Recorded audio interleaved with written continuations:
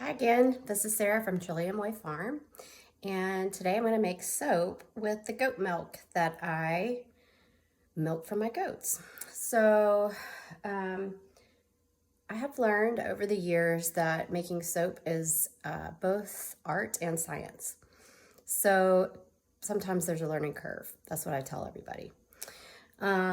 So when you make soap with milk, it's important because you mix the milk with lye and the lye heats up.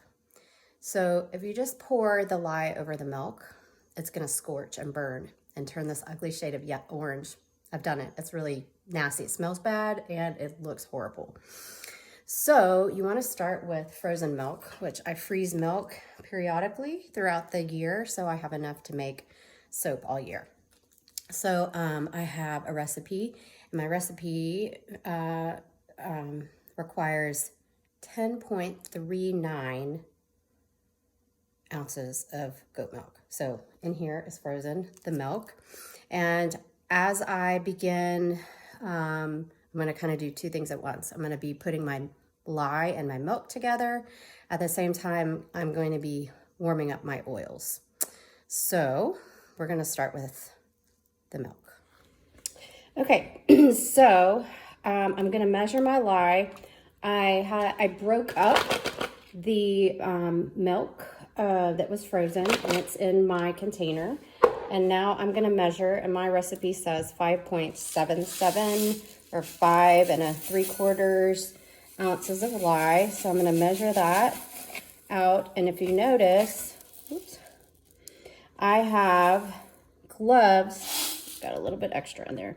I have gloves and eye protection because when you're dealing with lye, it is caustic and can burn you. And I have burned myself. So take it from me, wear eye protection and gloves when you're dealing with lye. Okay, so I have done that. And now I am going to, so I told you that if you put the lye in, it's going to heat up. Nothing you can do about that. I'm just going to show you. So this is, it takes the temperature of what your butters and oils are and your milk and lye. And it's important later. It's important now, but I'm just going to show you how it heats up.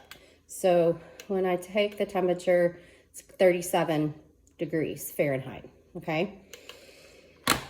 And I'll periodically kind of take that as it's making, and you can kind of see how that works.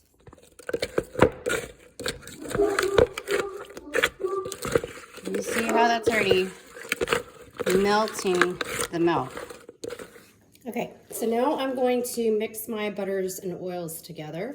My recipe requires coconut oil and 12 ounces of that. And what I'm doing, so I don't know, this is the scale and this is the pot that I'm going to warm them up in. And I just put the amount that I need in my pot. And then I zero it out and put the next thing that I need. So then I am working, I'm not having to transfer, it's all in the pot. And I need 12 ounces of coconut oil. Okay, we're back to our butters and oil, our lye and our milk. And I want to show you that it's really important that the temperature of the milk doesn't get too high. So I've put it in ice just to make sure as it's melting that it doesn't get too hot. I like to keep it pretty cool. So let me show you that. You can see that it's getting to be liquid, so that lye is melting the milk, and I have it in ice so it keeps nice and cold. Okay, so I'm gonna just add a little bit of the lye to the milk, just a little bit at a time. And I'm gonna keep stirring. So as soon as there is no solid butters in here, I turn this off and I put it right into my container that I am going to mix my butters and oils with my lye mixture. So I put it right in here.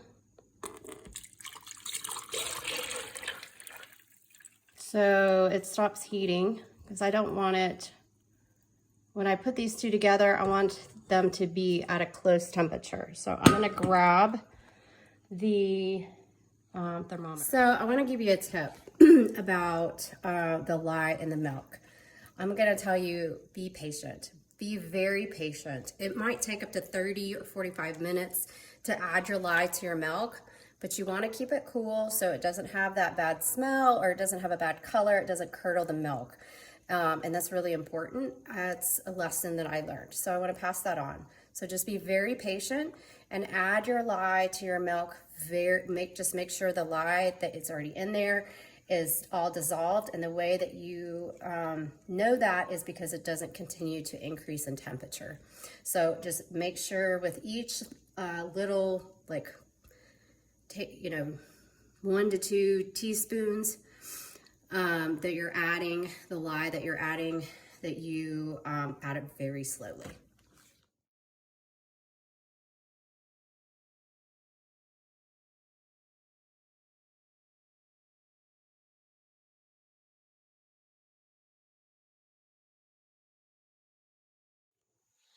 Okay, so this is an exciting part to me because we get to add our fragrance.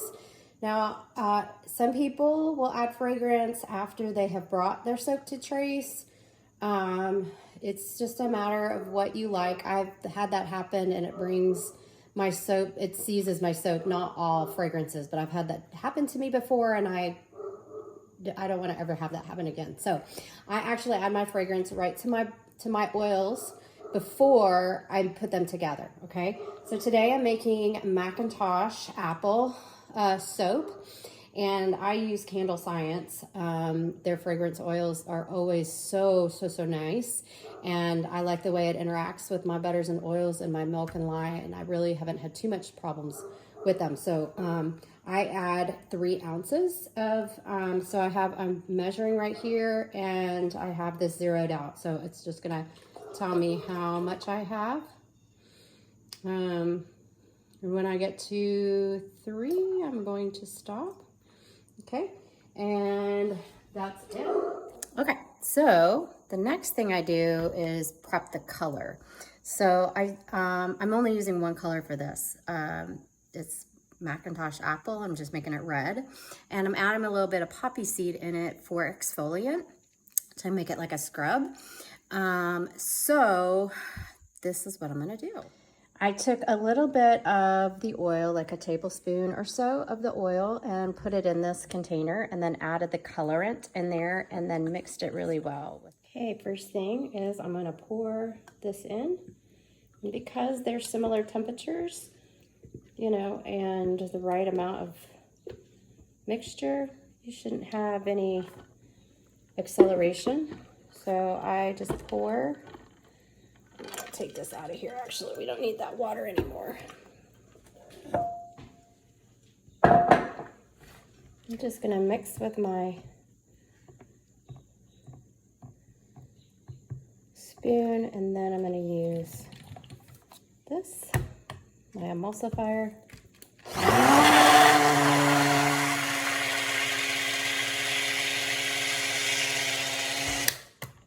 It's all going well. I don't want to do too much of that. Now I'm going to add my color. Ooh. And if I don't like it, like if it's not red enough, I will add more colorant. If it's too pink. That looks good. Looks like an apple to me.